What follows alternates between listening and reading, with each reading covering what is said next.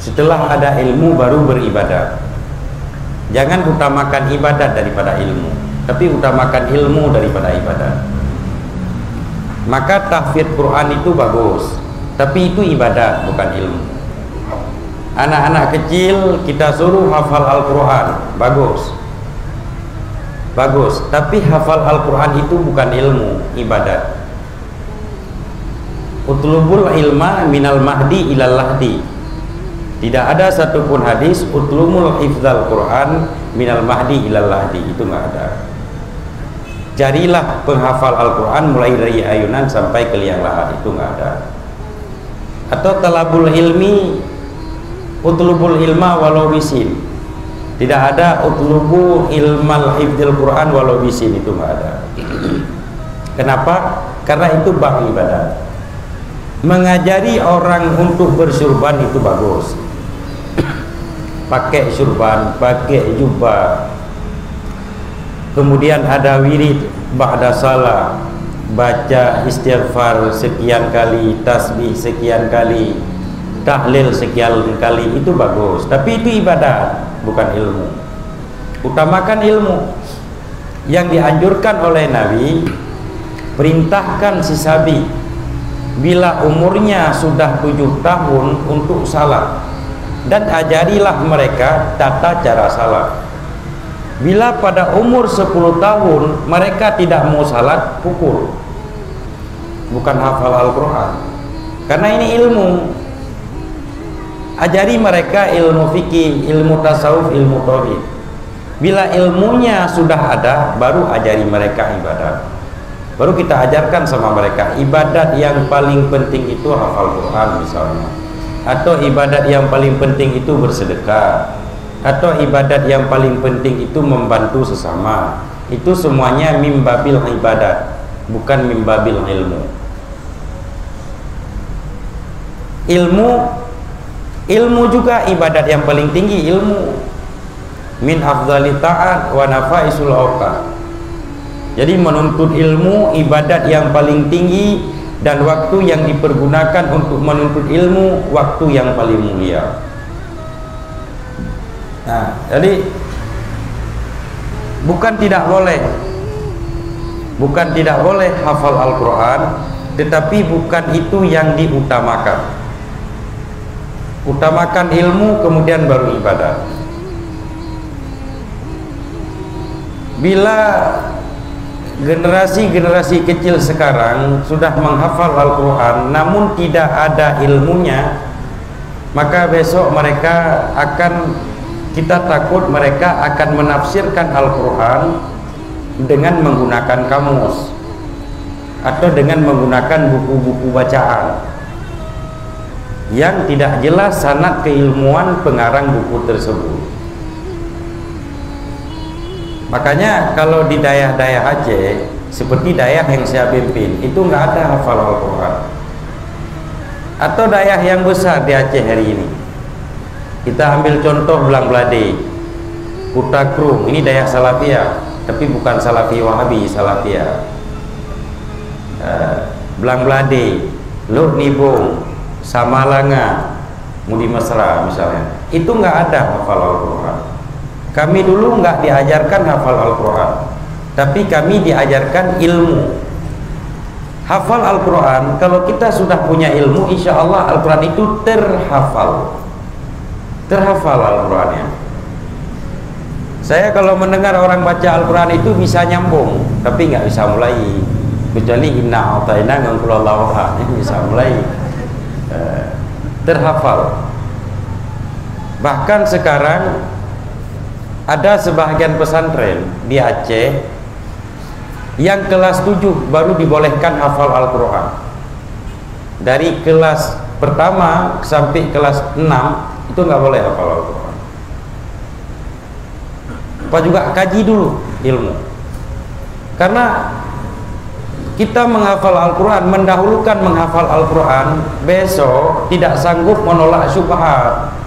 Seandainya ada aliran-aliran yang menyimpang, kita tidak bisa menolak dengan ibadat, tapi yang kita tolak dengan ilmu, bukan dengan ibadat. Nah, ada orang yang tidak mau salat, Kita mau salat terus misalnya untuk tolak orang itu nggak bisa. Tetap dengan argumen, dengan dalil, dengan hujah. Hujah itu bahagian daripada ilmu. Jadi ada yang sebahagian salah menafsirkan. Ada pendapat sebahagian ulama yang tidak mendukung hafal Al-Quran, kemudian disalah tafsirkan oleh yang bukan ulama. Bahasa ulama disalah tafsirkan oleh yang bukan ulama. Bukan tidak mendukung, tidak boleh mengutamakan bab ibadat sebelum selesai bab ilmu. Ini masalahnya.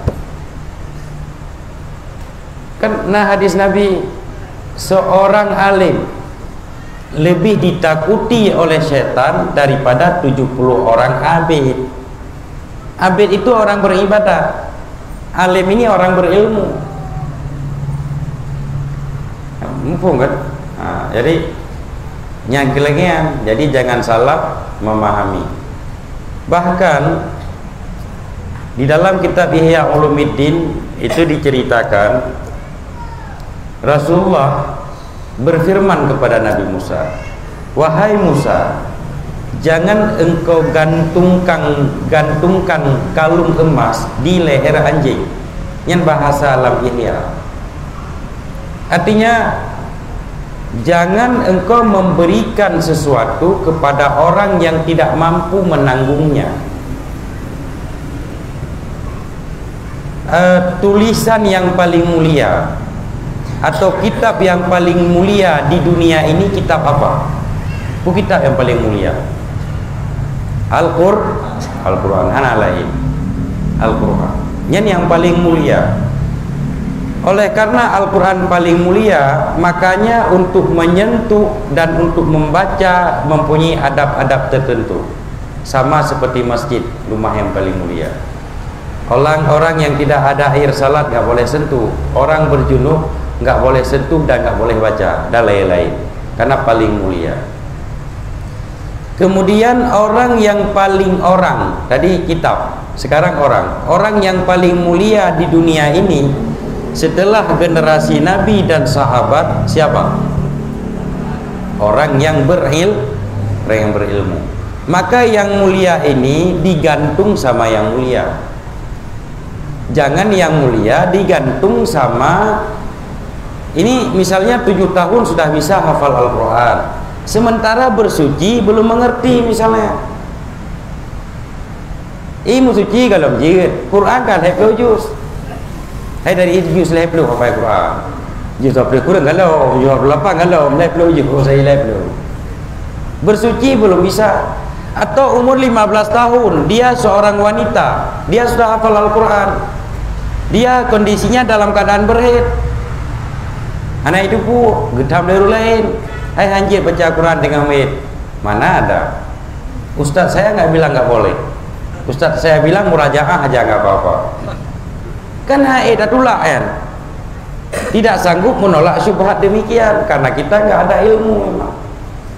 Yang ada cuma ibadat. Nyanyian belum lagi masalah-masalah lain yang perlu jawaban hari ini.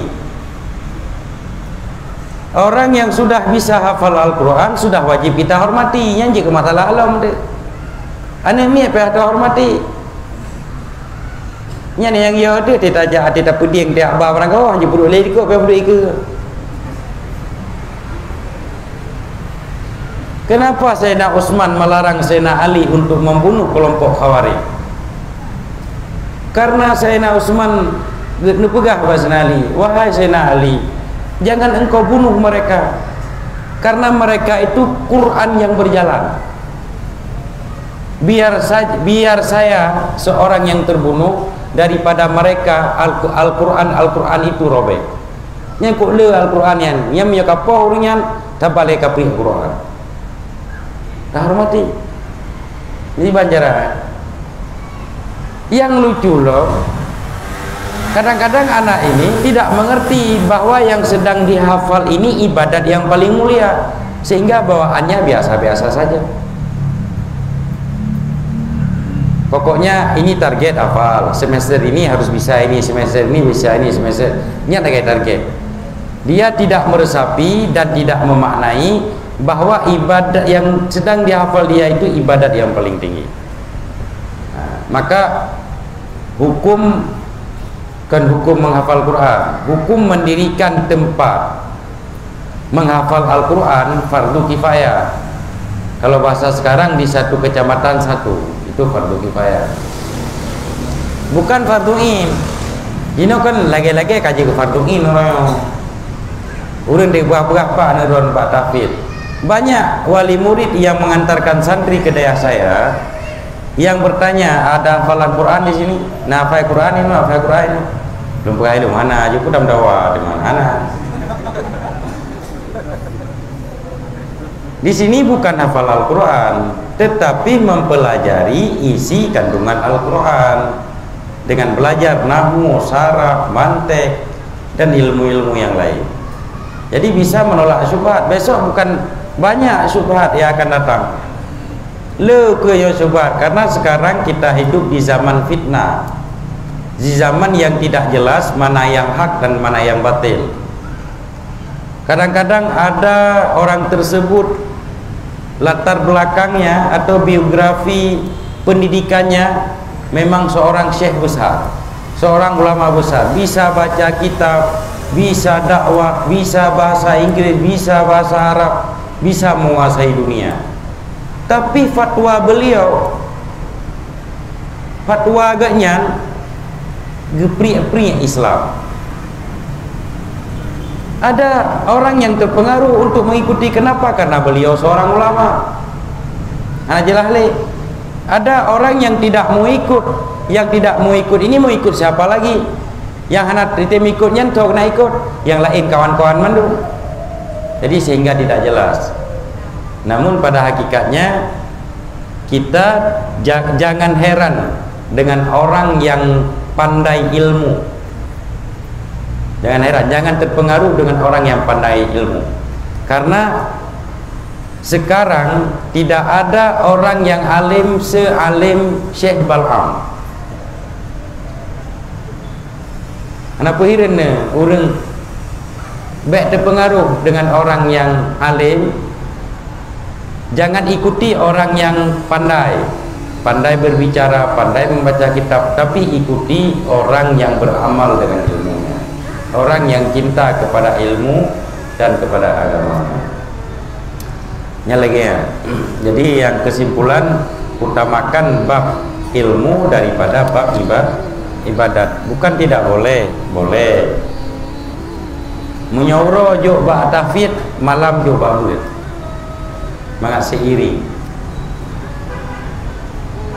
Dan jangan sampai setelah hafal Al-Quran 30 juz kemudian kuliah di bahagian mesin atau jurusan ilmu ilmu yang tidak ada kaitannya dengan usul fiqh, dengan usuluddin, usul fiqh, fikih, tauhid, tasawuf. Nggak ada jurusan hana tepubi nyampe tampil lagi kan. Makanya ulama-ulama dahulu juga penghafal Al-Quran. Imam Syuuti umur 7 tahun hafal Al-Quran. Imam-imam mujtahid yang 4 seperti Imam Syafi'i umur 7 tahun hafal Al-Quran. Tetapi jalurnya seirama.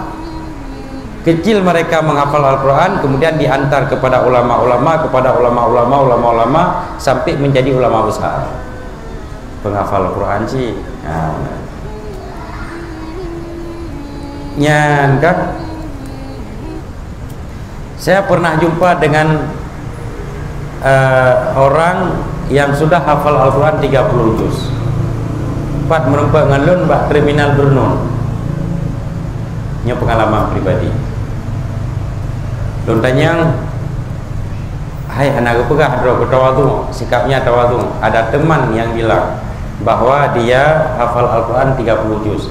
Tapi kalau lagi kalau viral mana hafal Quran, mantap musoso. Jadi saya tanya sama dia, apa hafal Quran? Tiba cara aja hafal Quran.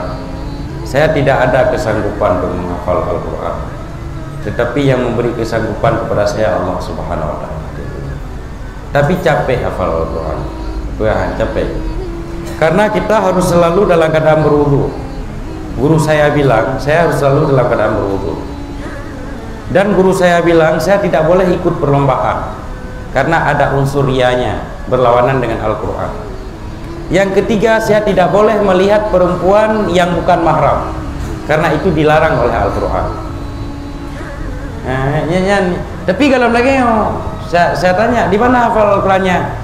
Di pondok pesantren Habib di Jawa, di Pulau Jawa sana. Ada satu pondok pesantren agak tertutup. Santri-santrinya memang diajarkan hafal Al-Quran dan ilmu. Makanya lo kalian D2 lagi ngan pakak ke dia ulung batu. Hitanya habis dia tekalam tu ulung badrati dia kena mendung dia. Lagi masih muda. Rod yang bangun hoka ke kag balik long ke Jawa. Karena kami pegang enggak bisa hidup. Seandainya saya tahu begini peraturannya dulu, saya tidak hafal Quran. Karena hanya itu pun lagi yang peraturan kakek apa Quran ya mana ya. Tapi hari ini saya sudah menikmati dengan kondisi yang seperti ini ya mana yang jamun kalau viral-viral lagi